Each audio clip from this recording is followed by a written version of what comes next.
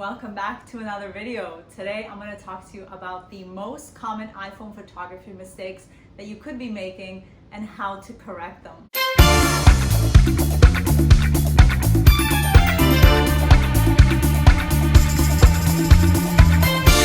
For those that don't know me yet, my name is Asya, and on this channel I talk all about iPhone photography tips, strategies to take better photos, tips to pose for photos, as well as everything to do with travel, ideas, guides, tips. If you haven't already, hit the subscribe button so that you're notified whenever I post new videos. And if you're excited to learn what these common iPhone photography mistakes are, hit that like button and let's get into the video.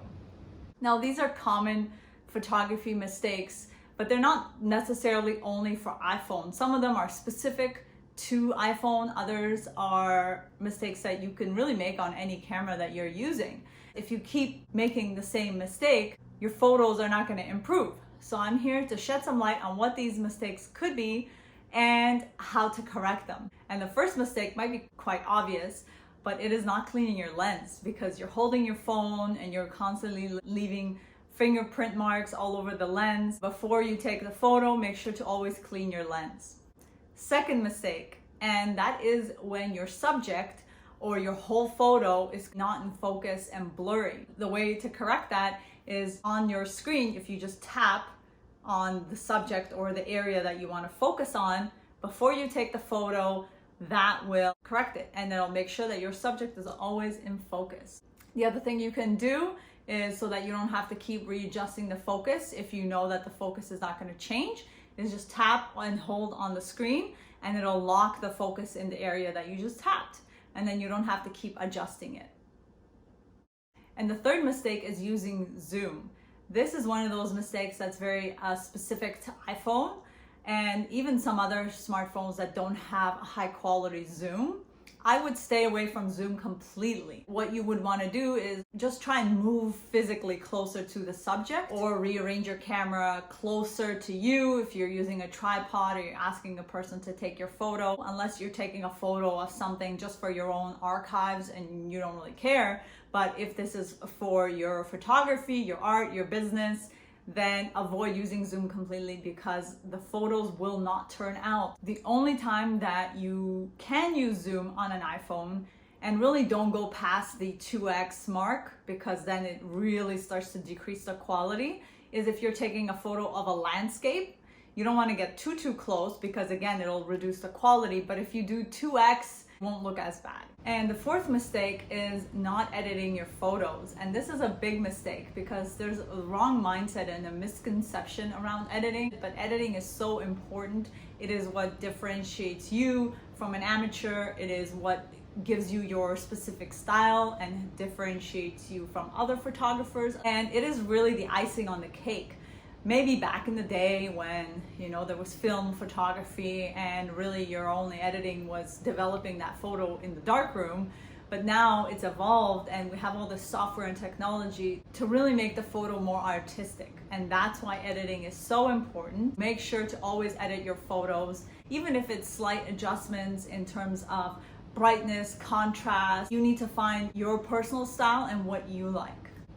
And the next mistake is over editing your photos. There's a fine balance between a perfect edit and then when you go over that line and then it becomes over edited. Art is subjective, so it is definitely a personal style, right? So I might say the color of the sky doesn't look right, but maybe to someone else, they like the way it looks because they're trying to go for a more artistic look. But there is definitely such a thing as over editing. And if you see here in the example, this photo is the original, and then the next photo is the edited version. And then if I over edit it, it can look like this. The next mistake is not having a clear subject. Having a subject in your photo gives the viewer something to focus on. If there's no clear subject, the person's eye is just kind of wandering around the image, not really sure where you want them to focus on, and they will lose interest and engagement. So having a clear subject makes a huge difference, and you can see in this photo, there's no clear subject, and then the other photo is with a clear subject. So you can see the difference that having the subject makes. And it doesn't necessarily have to be a subject like something obvious, a dog, a person, a vase. It can also be, even if you're taking landscape photos, the way you take that photo allows the viewer to guide their eye to a specific point of interest. So for example, a road, the way the mountains are, a fence. You can see these few examples right here. They don't necessarily have a person, a vase, a dog, something like that as a subject. The viewer can tell what the photographer wanted them to focus on. And this leads me to my next point, or the next mistake, which is having poor composition. Composition is how things are arranged in the photograph to keep the viewer engaged and make the photo interesting. This is something you always want to be thinking about when you're taking your photos, is how are you arranging the photo to give the viewer a point of focus, allow them to follow a certain path in the photo. Let's say they look at the photo, their eyes not just kind of wandering all over the place. You want to give them like sort of a focus. If you don't have a clear subject in your photo and you're just taking a photo of a landscape, how you compose that photo allows the viewer and guides their eye, and it makes that composition interesting. They know exactly how and where you want them to focus on, and that's why composition is probably one of the most important aspects of photography. So always be thinking about that. So if you want to learn how to improve your composition, check out the link in the description, because I included the link to my free cheat sheet on the simple photography techniques that you need to apply using your iPhone. And I go into depth around composition, and I give you a very important exercise that's going to help you and train your eye to take better photos and compose them better. So check out the link in the description, and be sure to visit my blog as well. I have a whole bunch of iPhone photography tips and techniques there. So the next mistake is also related to composition, and that's having a busy background. When you're trying to take a photo of a person and the background is very busy, that can throw off the viewer because it might take away from that point of interest or that subject. So you always want to make sure that, and you're trying to take a photo of a specific subject, do it in a way where the background does not distract the viewer from that subject. You can use portrait mode to blur the background. So the next mistake is having bad lighting. So iPhones definitely are now competing with DSLRs, but it's definitely not a DSLR. So there are limitations. A DSLR can take killer photos in low lighting situations, but with an iPhone, it's more tricky. The best lighting for iPhones is of course natural light, being outdoors on a sunny day, a cloudy day, or golden hour, which is the hour right after sunrise and right before sunset. And that is a photographer's dream. The golden hour is their favorite time to take photos because the sun is lower at the horizon. It doesn't cast harsh shadows on the face like you would get if it's midday and the sun is up high. You'll get the harsh shadows, the raccoon eyes. When it's golden hour, the sun is lower to the horizon and casts this perfect light that's even, and it has a golden glow. That's why they call it the golden hour. Let's talk about midday lighting. So midday lighting on a bright sunny day at like 1-2 p.m. in the afternoon, the sun is really high up and it casts those harsh shadows. Personally, I would not consider that bad lighting. That is a great time to be able to take landscape photos because the colors are going to be more vivid, bright. On a cloudy day, the colors are more neutral, more subdued, less saturation. Cloudy days are also amazing time to be able to take photos of people as well.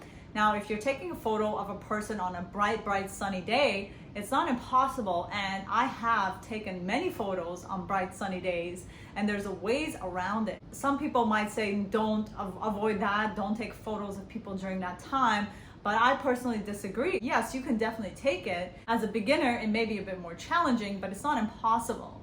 So the trick with midday lighting, if you're taking photos of people, is to have them turn in a way that, let's say, their face is more towards the sun, or if you're taking them from far away and they're kind of off in the distance where you can't see their face, or they're turned their back to the camera. So these are little tricks that you can do. You don't have to stare into the sun.